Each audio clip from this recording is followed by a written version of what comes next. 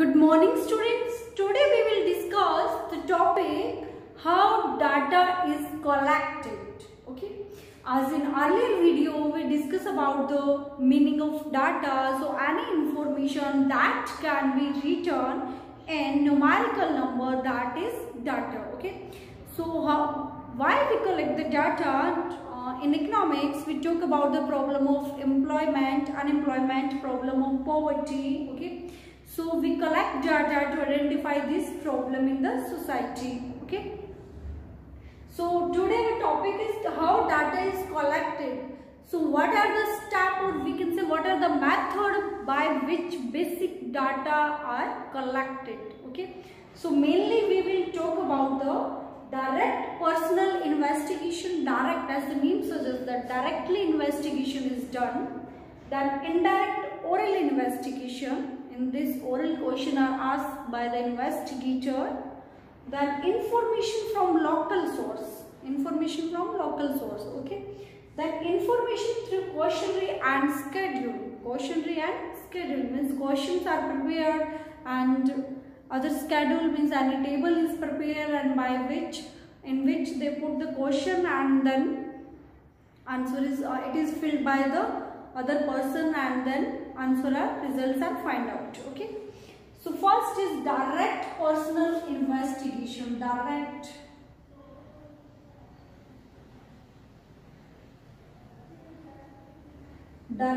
personal investigation. Okay. So in this directly the investigator approach to the area and he collect information. Okay.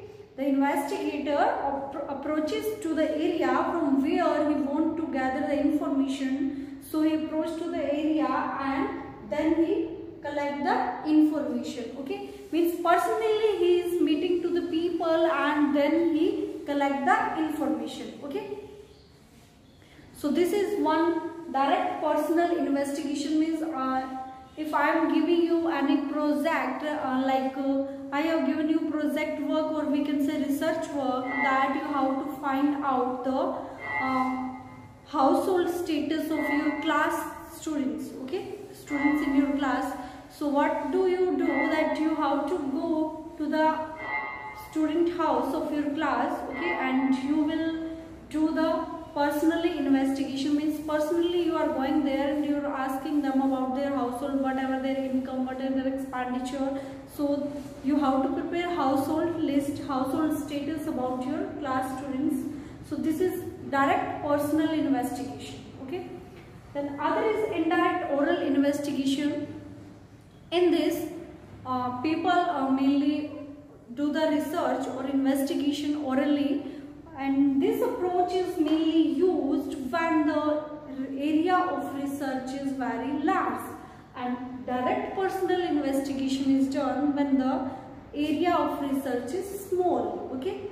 And in indirect the questions, or we can say question related to research, are asked by the investigator from the people present there. Okay. Like in history we study about the war, then we don't have primary data, but we study about the secondary data. Means these data are already collected by the other people. Okay. So the people who collected these data, they must be done indirect oral investigation. Means they used to visit there and they are asked the question from the people, means what was happened there. Okay. Then information from local source. Then information from local source, it means in this information from local source, the investigator means for example, if I am doing research on any topic, then I will appoint the person in local areas and they will give the information to me relating to my subject or topic. Okay. Means if I want to know the productivity of Hanumangarh district. Okay. So I will appoint Sangria, okay, we can say in Bhadra, and other in near about Hanumangarh, okay. So I have appointed local people in this whole district, and they are collecting the information and giving to me related to my topic, okay. So I am collecting information from the local source, okay. So the people where they are living, and I have appointed them there only to collect the information. So it means they are giving to me the information from their local areas. It means this is local source, okay. So this is called information from local source, okay.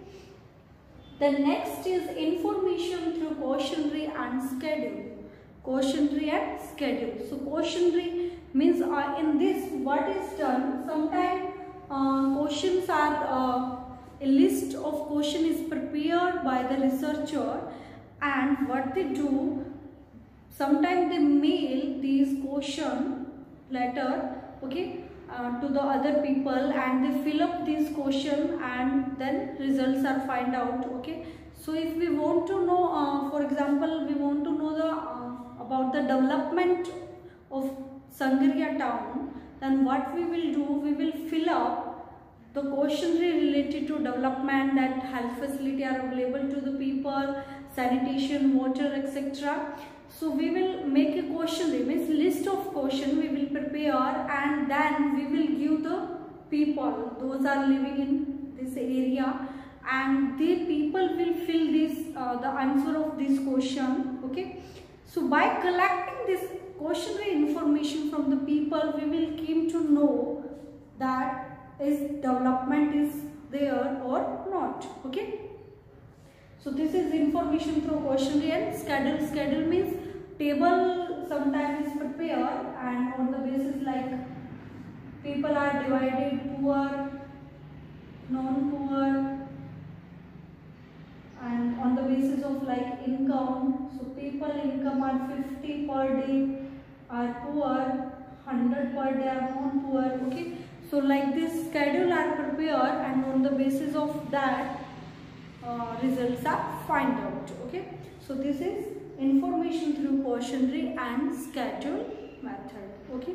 So these are some methods by which we collect the basic data, okay. First is direct personal investigation. Directly any investigation is done by the researcher. Then oral investigation, this is mainly used in the area where area of research is very large. Then information from the local source, local people are appointed, and then information is collected. Then information through quotient and schedule means questions list are prepared, and then results are find out, okay. So now we will discuss about that what should be the quality of good research or good quotient. Means in this we are saying that list of question is prepared and we are doing research. So what should be the quality? So what should be the quality of good quotient? First is limited number of question, that there should be limited number of question in quotient list. It should not be unlimited, that there are many numbers of questions, okay. That simplicity, that types of question should be simple, okay, and the language of the question also will be simple. Then proper order of the question should be put in a proper order way, okay. Then means firstly they have taken multiple choice, then first multiple choice question should be put. Then if they have taken fill up the blanks, then fill up the blanks, then true, false, okay. So proper order of the question should be there. Then calculations, okay. So calculation should be done by the investigator himself, okay. Then instructions must be given in the question paper, as that it should be given, must be given that it must be written on the question paper that time period is this and number of question is this. Like there are 50 questions, then number of question are 50, okay, and time limited is 30 minutes, and there are multiple choice question, fill in the blanks, true, false. So all instructions should be written carefully. Okay. Then cross verification. It is very important. Cross verification should be done by the investigator after making or after preparing question paper. Then request for the written. Okay. So investigator should do the request for the written, that this question paper should be written after filling. Okay. So these all points are quality of a good questionnaire paper. Okay. So we have discussed about that how data is collected by personal, direct personal investigation, oral investigation from the local source. Okay, by questionnaire method. So if we are preparing questionnaire, then what should be the quality of questionnaire? Okay, so all these points show the quality of a good questionnaire. Okay, there should be simple, proper order, cross verification, instruction must be given. So students, watch the video and also read this chapter from your book. If you face any problem, any doubt, you are free to ask. Thank you.